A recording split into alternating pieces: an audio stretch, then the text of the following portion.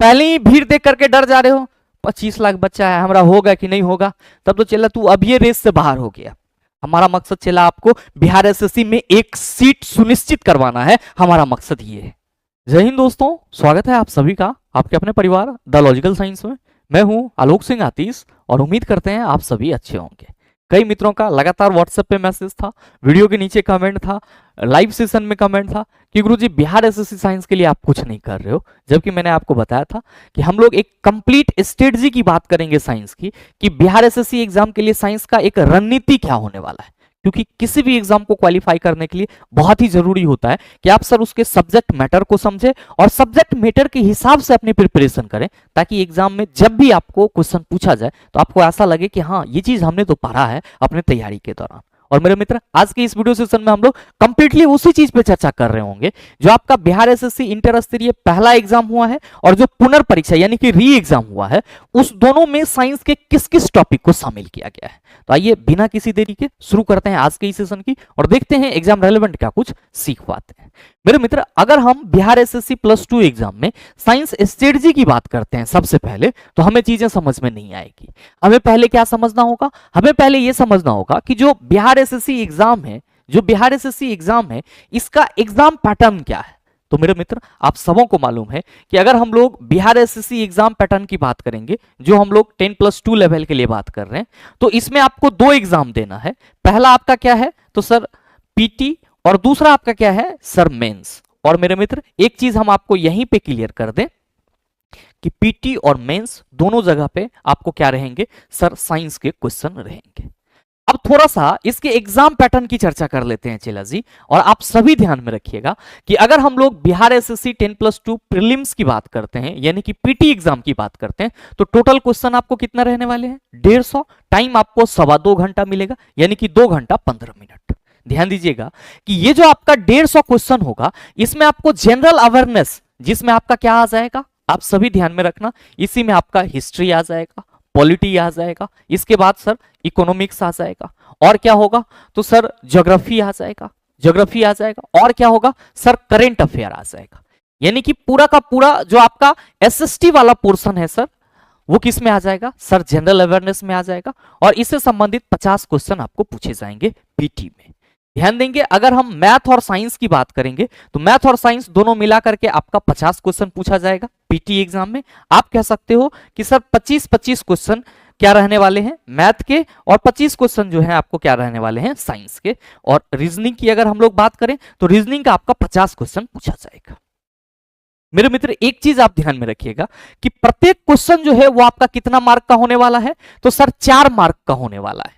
यानी कि जो 150 क्वेश्चन पूछा जाएगा, ये 150 क्वेश्चन आपका टोटल कितना होगा तो सर 150 गुने 4, 150 गुने 4, ये कितना आपका 600 मार्क हो जाएगा। कितना हो जाएगा सर 600 मार्क हो जाएगा। और मेरे मित्र, आपका जो मेरिट बनेगा वो किस पे बनेगा तो सर मेन एग्जाम पे बनेगा, यानी कि जो आप मेंस क्वालिफाई करेंगे तब बनेगा। ध्यान में रखिएगा कि जैसे ही आप बिहार एसएससी 10+2 मेंस की एग्जाम देंगे तो उसमें आपको 2 पेपर देने होंगे। एक आपका पेपर 1 होगा जिसमें आपको हिंदी 100 क्वेश्चन पूछे जाएंगे, और इसके लिए आपको टाइम कितना मिलने वाला है तो सर 2 घंटा 15 मिनट। और दूसरा जो आपका पार्ट 2 होगा चला, इसमें आपको क्या है 150 क्वेश्चन पूछे जाएंगे। और ध्यान दीजिएगा कि इस 150 क्वेश्चन में जीए भी होगा, मैथ प्लस साइंस भी होगा, और साथ में रीजनिंग भी होगा, और तीनों सेक्शन के 50-50 क्वेश्चन, टोटल आपका 150 क्वेश्चन। और यहां पे जो आपका टाइम होगा वो भी आपका 2 आवर 15 मिनट का होगा। मतलब जब आप यहां पीटी क्वालिफाई करेंगे तब आप कहां पहुंचेंगे, मेंस में पहुंचेंगे। लेकिन मेरे मित्र, आप अगर गौर से फरमाओ तो यहां पे क्या देखोगे कि सर इसका जो पेपर 2 है और साथ ही साथ यहां पे जो हमारा पीटी है, दोनों का सिलेबस सेम है। तो अगर हम थोड़ा सा भी सजग स्टूडेंट होंगे, अगर हम थोड़ा सा भी अपने मतलब कह सकते हो कि पढ़ाई के प्रति फोकस होंगे, अपने लाइफ के प्रति हम सर क्या कहते हैं उसको मतलब पूरी तरह से दृढ़ संकल्पित होंगे कि हमें कुछ करना है, तो आप ये सोच के तैयारी नहीं कर रहे होंगे कि पहले पीटी पास करेंगे फिर मेन करेंगे। आपके मन में क्या चल रहा होगा, आपके मन में चल रहा होगा कि पीटी के साथ साथ हमारी किसकी तैयारी हो जाए, मेंस की भी तैयारी हो जाए, क्योंकि मेंस में जो पेपर 2 है उसमें तो सर यही 3 पोर्शन आने हैं। मेंस में जो पेपर 2 है उसमें आपको सर यही 3 पोर्शन आने हैं, जीके जीएस, मैथ और साइंस, और साथ में आपका रीजनिंग। पेपर 1 आपका हिंदी है, वो तो एक अलग सब्जेक्ट हो जाता है। मेरे मित्र मेन खेला कहां पे होगा सर? इसी 3 सब्जेक्ट में होगा। और चला जी यकीन मानिए कि आपके पास टोटल 12,199 पोस्ट हैं, और इस 12,199 पोस्ट के लिए कितने बच्चे लड़ेंगे? 25 लाख बच्चे लड़ेंगे। और याद रखिएगा कि ये जो 25 लाख बच्चे हैं, इसमें एक सीट कंफर्म करना सर बहुत बड़ी बात नहीं है। अगर आप चाह लो, नहीं चाहते हो, पहले ही भीड़ देख करके डर जा रहे हो, 25 लाख बच्चा है, हमारा होगा कि नहीं होगा, तब तो चला तू अब ये रेस से बाहर हो गया। अगर आप अपने एक सीट को सुनिश्चित करना चाह रहे हैं तो सर कोई बहुत बड़ी बात नहीं है, बशर्ते कि आपको एक सटीक रणनीति के साथ अपने सब्जेक्ट मैटर पे काम करना होगा। और यकीन मानिए अगर आप सटीक रणनीति के साथ सब्जेक्ट मैटर में काम कर लिए हैं तो सर 2024 में ही आप क्या होंगे सर? गवर्नमेंट जॉब में होंगे, सरकारी आदमी बन चुके होंगे। तो अगर आप अपने मन में सरकारी आदमी बनने का सपना पाले हुए हैं, अपने लक्ष्य के प्रति दृढ़ संकल्पित हैं, पढ़ाई के प्रति फोकस्ड हैं, तो आपको यह सोच के तैयारी नहीं करनी चाहिए कि पहले हम पीटी पास करेंगे फिर मेन की तैयारी करेंगे। आपको पीटी और मेन जो है वो अभी से लेकर के चलना होगा। और मेरे मित्र किसी भी एग्जाम को पास करने के लिए जितना बुक हमारे पास है, जितना बुक किसी XYZ स्टूडेंट के पास होगा, उतना ही बुक आपके पास भी है। बस कमी किस चीज की है सर? कमी है एक बेहतर गाइडेंस की, कमी है एक बेहतर रणनीति की। और मेरे मित्र अगर हम बात करें यहां पे मैथ, रीजनिंग और जीए को छोड़ करके साइंस के वेटेज की, तो अगर प्रत्येक क्वेश्चन 4 मार्क का है तो भाई मेरे आपका साइंस जो है वो 25 गुना 4 100 मार्क का हो जाएगा। चला साइंस जो है वो पीटी में कितना होगा सर? 100 मार्क का हो जाएगा। और सुनो ना, अगर साइंस बैकग्राउंड से हो तो इस 100 मार्क में से 80 तो आपको आना ही आना चाहिए। 20 मार्क हम 5 क्वेश्चन इसलिए छोड़ दे रहे हैं कि चलो सर हम वहां तक नहीं पहुंच पाए, हमारे पास बहुत ज्यादा काम आ गया, या फिर हम अपने पर्सनल लाइफ में बहुत ज्यादा बिजी हो गए, तब 5 क्वेश्चन का भेंट आप उसको चढ़ा दीजिए, बाकी के 20 क्वेश्चन पे तो लड़ सकते हो। लेकिन कैसे लड़ेंगे सर?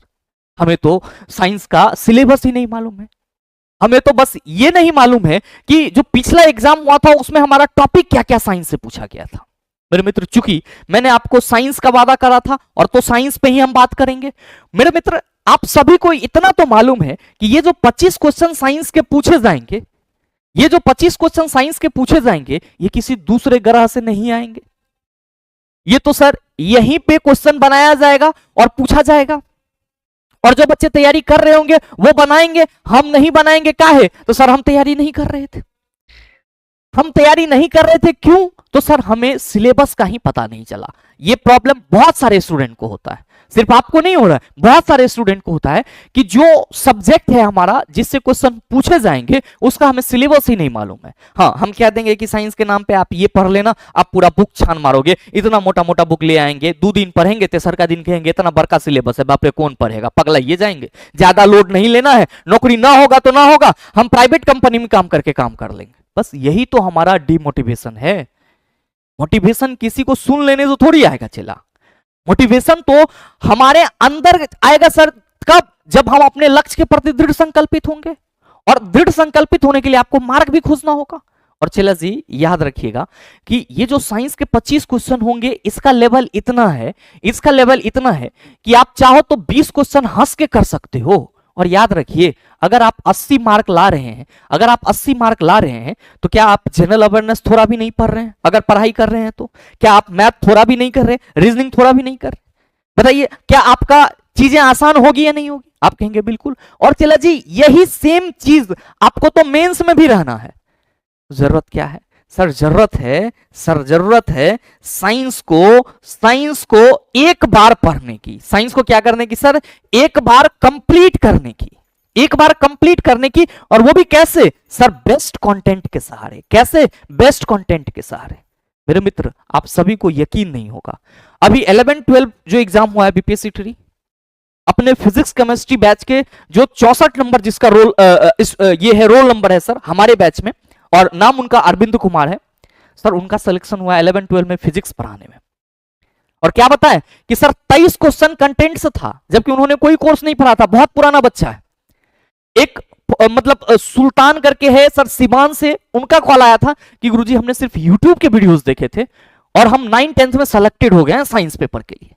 तो चेला जी कंटेंट के लिए आप टेंशन मत लो, कंटेंट आपको प्रोवाइड किया जाएगा। बस आप किस बात का टेंशन लो कि आपका मोटिवेशन प्रत्येक दिन बना होना चाहिए, और जितनी बातें आपको इस वीडियो के माध्यम से कही जा रही है, जिस जिस टॉपिक को यहां पे अंडरलाइन किया जा रहा है, उस टॉपिक पे आपको मेहनत करना पड़ेगा। अब आप कहेंगे कि गुरुजी टॉपिक क्या होगा? मेरे मित्र, मैंने आप सबों के लिए कंप्लीट एनालिसिस करा है सर, पीटी एग्जाम का भी और मेंस एग्जाम का भी। ध्यान दीजिएगा कि जो आपका फर्स्ट एग्जाम हुआ था और साथ में जो आपका री एग्जाम हुआ था, इस दोनों का मैंने एनालिसिस करा। जितने भी पेपर हुए थे, जितने भी शिफ्ट के पेपर हमारे पास मौजूद थे, उन सभी का, और मैंने आपको क्वेश्चन करवाया भी है। ऐसा नहीं है कि फेक है, मैंने नहीं करा, मैंने कुछ भी लिख दिया। आप प्रीवियस ईयर क्वेश्चन जो मैंने कराया है प्लेलिस्ट में अवेलेबल है, अपने इस चैनल पे जाकर के देख सकते हो। चला, जो मैंने देखा वहां पे कि आपके प्रथम इंटर स्तरीय एग्जाम और जो आपका री एग्जाम हुआ था, उसमें जो चैप्टर या आप कह सकते हो टॉपिक थे, वो क्या था? तो कुछ इस तरह से मैंने अरेंज करा। सेरिकल्चर, रेशम कीट पालन से संबंधित, साउंड से संबंधित क्वेश्चन पूछे गए, लाइट से, हीट से, ग्रेविटेशन से, magnetism, chemical bonding, oxidation number, mole concept, gaseous law, atomic structure, chemical reaction and formula, life process, cell, glands, microorganism, solution, organic chemistry, और मेरे मित्र और अगर हम बात करें तो plant morphology, plant physiology, measuring device, vitamin और एग्रीकल्चर रिवॉल्यूशन। ये आपके टोटल जो इंटर स्तरीय प्रथम एग्जाम हुए थे, उसमें सर साइंस के टॉपिक हैं। यानी कि जो आपका फर्स्ट 10+2 का एग्जाम हुआ था, फर्स्ट एग्जाम सर 10+2 का जो हुआ था, मतलब जो आपका री एग्जाम नहीं सर, फर्स्ट एग्जाम जो हुआ था सर, उसका एनालिसिस है। यहां पे चूंकि क्वेश्चन जिस हिसाब से मिलते गया, मैंने उसके टॉपिक को अंडरलाइन करते गया सर, टॉपिक को लिखते चला गया। ये पूरा 2 पेज मैंने इस पे कंप्लीट करा सर, आप यहां पे देख सकते हो। ये पूरा मैंने पहले एक बार री एग्जाम और फिर जो है सर आपका जो एग्जाम हुआ था फर्स्ट, उसके सभी के टॉपिक को लिखा, और उसके बाद मैंने यहां पे फिजिक्स, केमिस्ट्री, बायोलॉजी के रूप में उसको एज अ सिलेबस इस पेज में रखा। और इसी चीज को मैंने यहां पे पहले लिखा है ताकि मैं समय कम ले पाऊं और ज्यादा चीजों को आपके पास डिलीवर कर पाऊं। तो मेरा मित्र, ये जो पूरा सिलेबस देख रहे हैं, ये पहला एग्जाम का है। और जो री एग्जाम हुआ था सर, उसमें जज्बात ही बदल गए। अगर आप बीपीएससी टीचर के ट्री 1 की बात करेंगे, तो जो 9-10 का सिलेबस था और जो 9-10 का क्वेश्चन था, उसको अगर आप देखेंगे तो आपको लगेगा सर बहुत आसान था, कोई भी बच्चा अगर 9-10 पढ़ रहा होगा तो मेरे ख्याल से वो पास हो गया होगा। लेकिन सर जो ट्री 1 को देख करके ट्री 2 का तैयारी किया होगा सर, वो पूरी तरह से फंस गया होगा। क्योंकि बिहार एग्जाम का सर ये एक नेचर होता है, क्योंकि कोई भी सब्जेक्ट है उसके 2 पोर्शन है, एक थ्योरेटिकल कंसेप्चुअल और दूसरा सर एस्थेटिकल।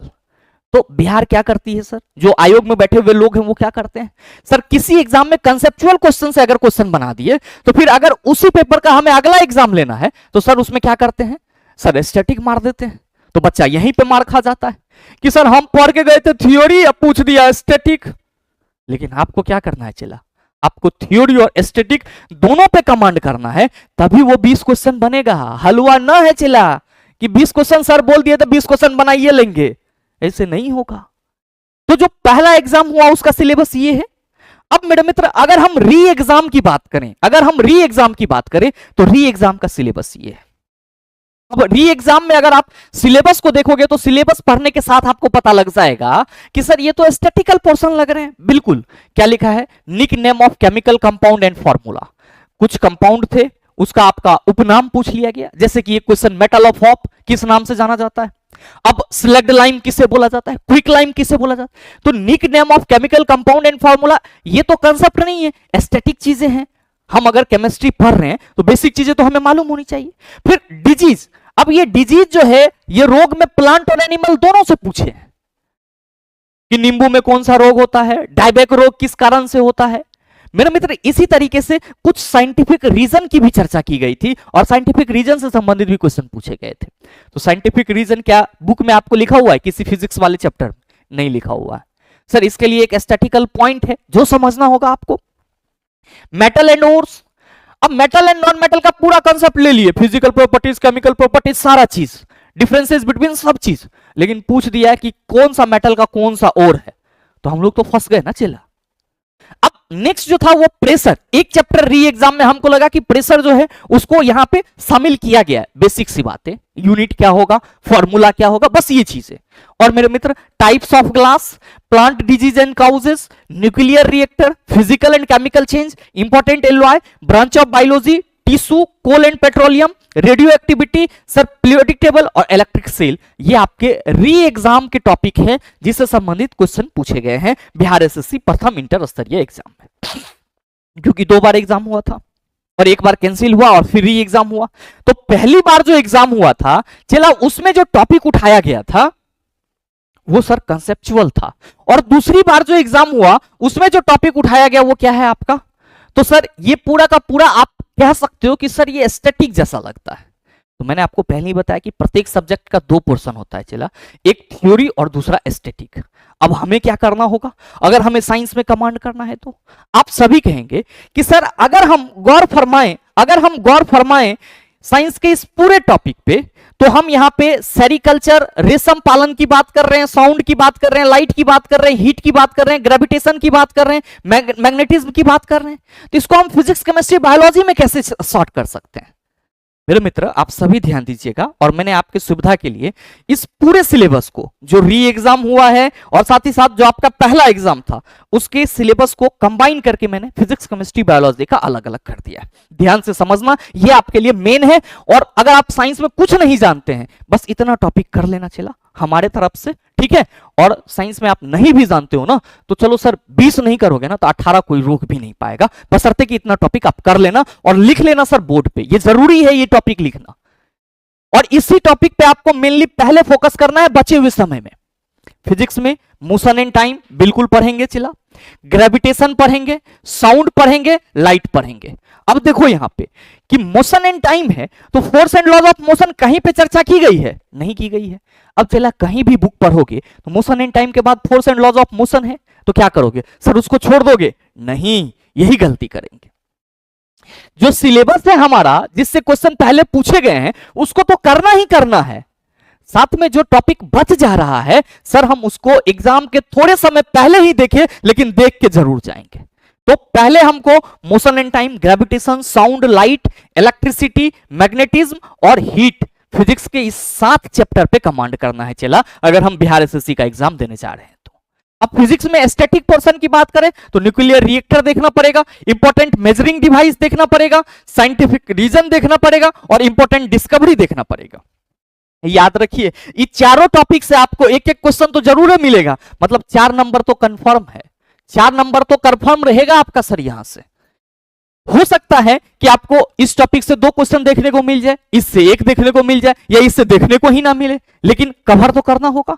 तो फिजिक्स में अगर आप बिहार एसएससी के कंप्लीट निचोड़ पोर्शन की बात करेंगे तो हम पूरा फिजिक्स आपको पढ़ने की सलाह नहीं दे रहे हैं। चला जी, बस ये इतना आप कर लीजिए, आपके लिए ये रामबाण होगा। समय मिल रहा है तो आप पूरा फिजिक्स कंप्लीट कर लीजिए। ये आपकी मतलब कह सकते हो सर माइंड पे डिपेंड करेगा, माइंडसेट पे डिपेंड करेगा। इसी तरीके से अगर हम केमिस्ट्री की बात करें चला, तो केमिस्ट्री में जो आपको टॉपिक मिलने वाले हैं वो ये। हम लोग गलती क्या करते हैं, सर केमिस्ट्री पढ़ना है, पूरा केमिस्ट्री ये ले आए ग्रंथ उल्टाना शुरू कर दिया। अरे भाई, पहले क्वेश्चन का पैटर्न देख लो कि क्वेश्चन किस हिसाब से पूछ रहा है, हम फिर केमिस्ट्री के उसी टॉपिक को डील करना शुरू करेंगे। तो केमिस्ट्री में पहला सॉल्यूशन, बिलियन में आपका तीनों आ जाएगा, ट्रू सॉल्यूशन, सस्पेंशन, कोलाइडल, तीनों पढ़ना होगा। फिजिकल एंड केमिकल चेंज बहुत ही बेसिक सा सर चैप्टर है। एटॉमिक स्ट्रक्चर पूरा नॉलेज होना चाहिए भाई इसका। अब मोल कंसेप्ट, इसका भी पूरा नॉलेज होना चाहिए, क्योंकि यहां पे हलवा क्वेश्चन नहीं पूछे जाएंगे कि what are the value of Avogadro's constant and what are the number of atoms in a single atom या 1 mole of the XYZ element. ऐसा क्वेश्चन तो नहीं पूछा जाएगा। जब भी क्वेश्चन होगा कैलकुलेशन होगा, कैलकुलेटिव होगा, और जब तक नॉलेज नहीं होगा चला जी ढाक के 3 बात हो जाएगी बातें। अब केमिकल बॉन्डिंग में हम लोग सिर्फ क्या पढ़ लेते हैं sir, this is belongs to covalent bond and this is belongs to ionic bond. That is not enough, ये इनफ नहीं है चला, हमको हाइब्रिडाइजेशन पढ़ना होगा, आपको सिग्मा और पाई बॉन्ड समझना होगा, क्योंकि एक क्वेश्चन पूछा जाएगा, नहीं पढ़ा हुआ रहेगा तो गलत होगा तो स्कोर कहां से बूस्ट होगा। तो तैयारी तो पहले करना होगा, तो आपको केमिकल बॉन्डिंग करना होगा। फिर गैसियस लॉ भी आपके लिए इंपॉर्टेंट है, और मेरे मित्र केमिकल रिएक्शन एंड फॉर्मूला बहुत जरूरी है। Oxidation and reduction basic concept के साथ साथ ऑक्सीडेशन नंबर ज्ञात करना भी आपको आना चाहिए। और अगला है ऑर्गेनिक केमिस्ट्री और पीरियोडिक टेबल। ऑर्गेनिक केमिस्ट्री और पीरियोडिक टेबल में आप बेसिक बातें ही पढ़ो, लेकिन आपको वो पढ़ना पड़ेगा। और मेरे मित्र अगर हम इसके सब टॉपिक की बात करें तो link name of compound and element, metal and ore, alloy, coal and petroleum, radioactivity, types of glass, reactivity series, ये सारे आपको कवर करने हैं। इसी तरीके से अगर हम बायोलॉजी में है चिला, तो बायोलॉजी की बात करेंगे तो पूरा निचोड़ जो है आपका वो आपका इतना है। सेल आपको पढ़ना पड़ेगा, टिश्यू, माइक्रो ऑर्गेनिज्म, प्लांट का मॉर्फोलॉजी और फिजियोलॉजी दोनों पढ़ना है, क्योंकि निश्चित नहीं है कि सर मॉर्फोलॉजी से क्वेश्चन पूछे जाएंगे कि फिजियोलॉजी से क्वेश्चन पूछे जाएंगे, तो पढ़ना आपको दोनों पड़ेगा।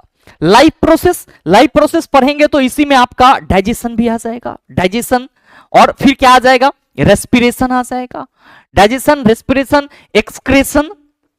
एक्सक्रेशन, इसके बाद जो है आपका सर एक्सक्रेशन के बाद जो है ट्रांसपोर्टेशन यानी कि परिवहन, ये सब आ जाएंगे, ठीक है। और ग्लैंड्स यानी कि ग्रंथि आ जाएगा। और ध्यान दीजिएगा डिजीज एंड कॉजेज, प्लांट और एनिमल दोनों का आपको पढ़ना होगा। कहेंगे गुरुजी रिप्रोडक्शन से सवाल नहीं पूछा गया था, रिप्रोडक्शन से सवाल न के बराबर पूछा गया था, ये आपका एक रियलिटी है। तो क्या सर रिप्रोडक्शन नहीं पढ़ेंगे? इंपॉर्टेंट चैप्टर है तो हमको रिप्रोडक्शन देखना होगा। अब ध्यान दीजिएगा कि इंपॉर्टेंट ब्रांच ऑफ बायोलॉजी बहुत ही बेसिक सा चीज है चला, इसको तो करना ही पड़ेगा। और डीएनए और आरएनए, तो डीएनए और आरएनए और क्रोमोसोम, इस तीनों के बारे में पढ़ना होगा। हेरिडिटरी का यही पार्ट रिलेट करता है, बहुत जरूरी नहीं है कि आपको पूरा कहानी राम कहानी पढ़ना है। और ब्रेन यानी कि कंट्रोल एंड कोऑर्डिनेशन सिस्टम पूरा, और मस्कुलर मोशन आपको पूरा पढ़ना होगा। और मेरे मित्र साथ ही जो कुछ इंपॉर्टेंट एग्रीकल्चर रिवॉल्यूशन है वो भी आपको यहां पे ध्यान में रखना होगा। ये चीजें छूट गई थी तो यहां पे मैं लिख दे रहा हूं, एग्रीकल्चर रिवॉल्यूशन। तो जिस किसी भी भाई को ये पता नहीं चल पा रहा है कि सर बिहार एसएससी साइंस के लिए फिजिक्स, केमिस्ट्री और बायोलॉजी में हम क्या पढ़ें, तो मेरे मित्र अगर आप 12,199 पोस्ट के लिए आवेदन किए हैं और 25 लाख के रेस में शामिल हैं, तो कम से कम फिजिक्स के ये पोर्शन, केमिस्ट्री के ये पोर्शन और बायोलॉजी के ये पोर्शन जरूर कर लीजिएगा। और ध्यान रखिएगा कि न सिर्फ आपको यहां पे थ्योरी करनी है, बल्कि कुछ इंपॉर्टेंट चैप्टर के आपको न्यूमेरिकल भी करने होंगे। थ्योरी और न्यूमेरिकल दोनों ही करने होंगे। अब फिजिक्स में उतना आपका लंबा चैप्टर नहीं, उतना आपको पूरा फिजिक्स का न्यूमेरिकल नहीं करना है। जो मैंने टॉपिक बताया है हीट का, लाइट का, इलेक्ट्रिसिटी का, तो इलेक्ट्रिसिटी में रेसिस्टेंस ऑफ कॉम्बिनेशन, या फिर आपका जो लाइट में है उसमें लेंस फार्मूला और मिरर फार्मूला से संबंधित न्यूमेरिकल, ग्रेविटेशन से एक आध दो न्यूमेरिकल ऐसे पूछे गए हैं। तो जो मैंने आपको फिजिक्स का टॉपिक बताया है चला जी, बस उसी का आप न्यूमेरिकल लगा लीजिए, आपका काम तमाम हो जाएगा। और आप ये चीज किसी भी बुक से कंप्लीट कर सकते हैं। कोई बाउंडेशन नहीं है कि फलाना का बुक लेंगे, चिलाना का लेंगे, फलाना जगह से पढ़ेंगे तभी होगा, ऐसा कोई बाउंडेशन नहीं है। तो पहला काम तो आपका ये होना चाहिए कि अभी आपका जनवरी लगभग आधा चला गया, चला आधा से 3 दिन ज्यादा हो गया है, ठीक है। 12 दिन इधर टाइम बचा है, फरवरी आपका टाइम बचा है, मार्च में डिसाइड नहीं है कि मार्च में कब होगा। तो मोटा मोटी आप ये कह सकते हो कि आपके पास 60 से 65 दिन का समय है। और अगर आप पहले से तैयारी कर रहे हो, चूंकि इसकी वैकेंसी तो आपको मतलब 2 महीना पहले आई हुई है, तो अगर आप पहले से तैयारी कर रहे हो चला, तो मेरे ख्याल से अगर आप इतने सारे टॉपिक को कहीं पे लिख करके उसका रिवीजन कर लेते हो बेहतर तरीके से, संबंधित चैप्टर का न्यूमेरिकल कर लेते हो बेहतर तरीके से, तो साइंस में बेहतर स्कोर करने से आपको कोई नहीं रोक पाएगा। और मेरे मित्र अगर आप ये थ्योरी और न्यूमेरिकल दोनों कर लेते हैं, तब आपको किसकी जरूरत होती है? तो सर जरूरत होती है आपको प्रैक्टिस सेट करने की। ये बहुत जरूरी है चला। मैं तो बस ये कहूंगा कि अगर आपकी थ्योरी कंप्लीट हो गई है तब तो आप रोज लगाइए, और अगर नहीं भी हुई है तो भी आप रोज लगाइए प्रैक्टिस सेट, ठीक है। और प्रैक्टिस सेट सर वही लगाइए जो आपके एग्जाम के लिए रेलेवेंट है, फालतू नहीं। टॉपिक से ही क्वेश्चन होना चाहिए, टॉपिक के बाहर का क्वेश्चन आप नहीं करेंगे। जैसे ही टॉपिक से बाहर का क्वेश्चन करेंगे तो पता चला हमको पढ़ना था आम, हम पढ़ लिए महुआ, बात गड़बड़ा गया यहीं पे। तो प्रैक्टिस सेट सभी स्टूडेंट कीजिए, जरूरी है ये मेरे मित्र। अगर आप प्रैक्टिस सेट 25 क्वेश्चन का पर डे करते हैं अभी से लेकर के एग्जाम तक भी, अगर अभी से लेकर के एग्जाम तक भी, तो मेरी मानो तो अगर आप 50 सेट भी लगाते हैं तो 50 का गुना आप 25 करेंगे तो कितना हो जाएगा? आप कहेंगे सर 50 का गुना 25 करेंगे तो ये हमारा 25 पचे 25 5 दूना 10 दो 12 और ये हमारा 1250 क्वेश्चन हो जाएगा। और मेरे मित्र 1250 क्वेश्चन के 4 ऑप्शन रहते हैं, 1250 क्वेश्चन के 4 ऑप्शन रहते हैं। चलो जी ये 4 ऑप्शन में से मान लो कि एक ऑप्शन का आपको कोई क्वेश्चन नहीं बन रहा है, लेकिन 3 क्वेश्चन का तो बनेगा भाई मेरे। अगर इस 1250 क्वेश्चन का आप सही से एनालिसिस करते हैं तो हम मान लेते हैं सर कि चलिए इसका 3 गुना ना हो सर, 2 गुना आपका एक क्वेश्चन जो है वो आपको दो क्वेश्चन मतलब ऑप्शन डील करेंगे तो 2 क्वेश्चन बन जाएगा, 2 से ज्यादा भी हो सकता है। तो हम इसको गुना कर दें तो सर ये कितना हो गया? टोटल 2500 क्वेश्चन हो गए भाई मेरे। 2500 क्वेश्चन किसी भी एग्जाम के पूर्व उस एग्जाम की तैयारी में उस एग्जाम की तैयारी करने के लिए बहुत इनफ होता है, बशर्ते कि आपके पास थ्योरी और न्यूमेरिकल का पूरा जो कंसेप्ट है वो अवेलेबल है। और मेरे मित्र आपके मन में आ रहा होगा कि गुरुजी ये सब ठीक है, हम सब समझ रहे हैं कि हमको करना होगा, हम नहीं पढ़ेंगे तो नहीं होगा, लेकिन आप क्या कराएंगे? आपने बोला कि हम बिहार एसएससी का साइंस करवाएंगे, लेकिन क्लासेस आपकी बंद हो गई। मेरे मित्र चूंकि बीच में आपाधापी थी, मैं मतलब ट्रीटमेंट के लिए बाहर भी चला गया था, समय नहीं मिल पाया था, अस्थाई नहीं हो पा रहे थे, इस वजह से आपकी क्लासेस ब्रेक डाउन थी। और आपको जो ये चिंता सता रही है ना सर 25 क्वेश्चन वाली, इस चिंता को हम दूर करेंगे, इस चिंता को हम दूर करेंगे। क्योंकि मैंने आपको बिहार एसएससी के लिए, बीएसएससी के लिए चला जी पीवाईक्यू तो पहले से करवा रखा है, प्लेलिस्ट में अवेलेबल है। जितने भी बच्चे नए हैं वो पीवाईक्यू प्लेलिस्ट से जाकर के कर लेंगे, आपका जो सिलेबस है, जो पैटर्न मैंने आपको बताया वो पता चल जाएगा। और दूसरा बात रही सर प्रैक्टिस सेट की, तो हम सर प्रैक्टिस सेट भी आपके सामने बहुत ही जल्द लॉन्च करने जा रहे हैं, ठीक है। प्रैक्टिस सेट भी हम आपके सामने बहुत जल्द लाने वाले हैं, YouTube पे उसकी क्लासेस होगी। 25 क्वेश्चन हम लोग डिस्कस करेंगे, जो मैंने आपको सिलेबस बताया है हमारे क्वेश्चन बस इसी सिलेबस के अकॉर्डिंग रहेंगे। जो मैंने आपको सिलेबस बताया है कि ये सिलेबस आपको फोकस करना है, तो उसी सिलेबस को फोकस करते हुए हमारी प्रैक्टिस सेट रहेगी। और हमारी ये पूरी कोशिश होगी कि 50 क्वेश्चन सेट जो है, 50 क्वेश्चन सेट जो है वो हम आपको डिस्कस कराएं, और डिस्कशन के माध्यम से ये जो 2500 क्वेश्चन को आपको सीखने का मौका मिलेगा, ये जो 2500 क्वेश्चन को सीखने का मौका मिलेगा, आप यकीन मानिए चिला जी, आपका बहुत सारा ऐसा कंसेप्ट होगा जिसको आपको पढ़ने के लिए किसी बुक की जरूरत नहीं होगी, किसी कोर्स कंटेंट की जरूरत नहीं होगी। तो आप सभी इस प्रैक्टिस सेट के लिए थोड़ा भी परेशान नहीं होइएगा, हम बहुत ही जल्द इस पे काम स्टार्ट कर देंगे। हम क्वेश्चन सेट कर रहे हैं, हम खुद करेंगे क्वेश्चन सेट, और खुद ही टाइपिस्ट के पास भेजेंगे उसको टाइप करने के लिए। और याद रखिए कि ये जो प्रैक्टिस सेट है आपका, ये जो प्रैक्टिस सेट है आपका, ये कब से स्टार्ट हो जाएगी सर? ये मंडे से स्टार्ट हो जाएगी। 25 क्वेश्चन की प्रैक्टिस सेट आपको मंडे टू फ्राइडे, आपको प्रत्येक सप्ताह में sir Monday to Friday 5 classes मिलेगी, जिसमें हम लोग 25 क्वेश्चन जो है बिहार एसएससी साइंस के रिगार्डिंग कर रहे होंगे। याद रखेंगे हमारा जो सेट होगा वो पीटी और मेन दोनों को मद्देनजर रखते हुए होगा। ये नहीं है कि हमारा मकसद सिर्फ आपको पीटी क्वालिफाई करना है, हमारा मकसद चला आपको बिहार एसएससी में एक सीट सुनिश्चित करवाना है, हमारा मकसद ये है। तो मेरे मित्र इस 25 क्वेश्चन के लिए आप सभी मंडे से तैयार रहिएगा अपने इसी चैनल द लॉजिकल साइंस परिवार में। और अगर कोई मित्र न्यू देख रहे हैं तो सर सब्सक्राइब करके बेल आइकन दबा लीजिएगा, ताकि नोटिफिकेशन आपको लगातार मिलते रहे। अब बहुत सारे मित्र कहेंगे कि गुरुजी ये थ्योरी वगैरह जो आपने इतना बताया है, ये सारी चीजें हमसे ना हो पाएगा, ये हम कैसे करेंगे, कहां से, किस बुक से पढ़ेंगे? तो मेरे मित्र पढ़ने के 2 तरीके हैं। आपके पास जो भी बुक है, आप लुसेंट से पढ़ रहे हो या आप किसी भी अदर पब्लिकेशन जिससे भी आप पढ़ रहे हो, आप अगर इस टॉपिक को अंडरलाइन करने की कोशिश करेंगे अपने सिलेबस में जाकर के, तो 100% आपको टॉपिक मिल जाएंगे। अगर आपको लगता है कि सर ये हमें अपने से नहीं हो पाएगा, हमको आपका पढ़ाया हुआ रिकॉर्डेड लेक्चर मिल जाता, तो मेरे मित्र अगर आप हमारे साथ जुड़ करके इन सभी टॉपिक को क्लियर करना चाहते हैं, तो मैंने आपको पहले भी बताया कि जो अपना एनसीईआरटी साइंस फाउंडेशन बैच है उसमें आप इनरोल हो सकते हैं। और एनसीईआरटी साइंस फाउंडेशन बैच जो है उसमें इनरोल होंगे तो आपको टॉपिक, मतलब जैसे ही आप इनरोल होते हैं तो आपको कौन कौन सा टॉपिक मिल जाएगा, मैं आपको उसको अंडरलाइन कर दूं, ताकि आपको ये कंफ्यूजन ना रहे कि गुरुजी आपने जो सिलेबस बताया कोर्स में आने के बाद हमको वो मिला नहीं। हम अगर बात करें चला, हम अगर बात करें फिजिक्स में तो मोशन एंड टाइम मिल जाएगा, पूरा आपका force and laws of motion, gravitation, sound, light, electricity, magnetism, ये पूरा मिल जाएगा। ये हीट जो है अभी नहीं करवाए हैं, वो हीट आपका आ जाएगा। बाद बाकी ये न्यूक्लियर रिएक्टर जो स्टैटिक वाले पोर्शन है, ये मैंने आपको पहले भी बताया है कि हमारे एनसीईआरटी साइंस फाउंडेशन बैच में बिहार एसएससी के रिगार्डिंग जो स्टैटिक आपका पोर्शन है वो उसमें अपडेट होगा। तो सर वो आपका स्टैटिक पोर्शन भी अपडेट होना आपका मतलब अगले वीक से स्टार्ट हो जाएगा। नेक्स्ट चला जी, केमिस्ट्री में आपको सॉल्यूशन कंप्लीट मिल जाएगा, physics and chemical change, physical and chemical change complete, atomic structure complete, mole concept complete, chemical bonding में एसपी आपका जो हाइब्रिडाइजेशन वाला पोर्शन है वो बचा हुआ है, बाद बाकी मैंने बता दिया है, गैसियस लॉ बचा हुआ है, ठीक है, ऑर्गेनिक केमिस्ट्री कंप्लीट मिल जाएगा, पीरियोडिक टेबल आपको कंप्लीट मिल जाएगा, कहीं से कोई दिक्कत नहीं होगी, chemical reaction and formula, oxidation and reduction में ऑक्सीडेशन एंड रिडक्शन का कंसेप्ट दिया है, ऑक्सीडेशन नंबर बचा हुआ है, वो आपका उसी में हो जाएगा एग्जाम से पहले।